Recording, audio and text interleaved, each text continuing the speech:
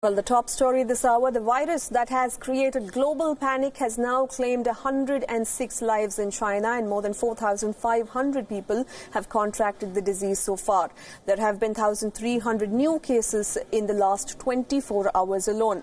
Chinese President Xi Jinping today met the World Health Organization chief Tedros Adhanom to discuss the outbreak, and both discussed ways to protect Chinese and foreigners in areas affected by the coronavirus and possible alternatives to evacuations.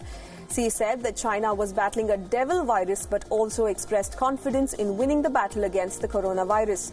China's Health Commission has now said that even people without displaying symptoms can test positive for the virus. 那么在散发病例这密切接触者中，我们也观察到了有一些可能会出现无症状的感染者，也就是说他没有症状，但是做核酸检测是阳性的。还有一些病人我们也看到了他的这个症状，比如讲发热不明显，只有偶尔的干咳或者因为乏力。那么我想这些病人发现呢，也是因为我们主动搜索。 And in a rather controversial statement, the mayor of Wuhan has accepted that the city's management of the outbreak was not good enough. He said that China needs to improve its emergency management skills. Let's listen in. Facing a sudden virus outbreak, our continuous work wasn't performed well enough. I feel that our capability of dealing with the crisis needs to be improved. Just as President Xi proposed, we need to modernize our governing capability and system.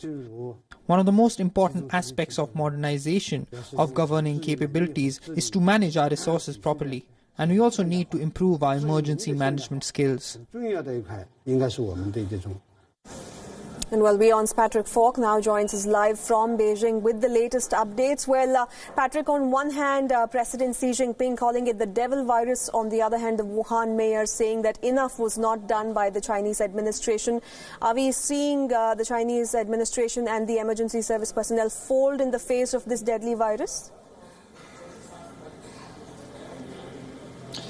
Well, it certainly does seem as though there is a little bit of a blame game going on. The mayor of Wuhan is certainly the man in the center of the storm, if you like, and has been criticized widely in China for his handling of the outbreak, in particular for his slow response, something that he's acknowledged it wasn't good enough, and he's also offered to resign, in fact, if people think that that will improve the situation. But he has also said, look, you know, for me to disclose these sorts of matters, I need to get authorization from people higher up than me, the central government, namely.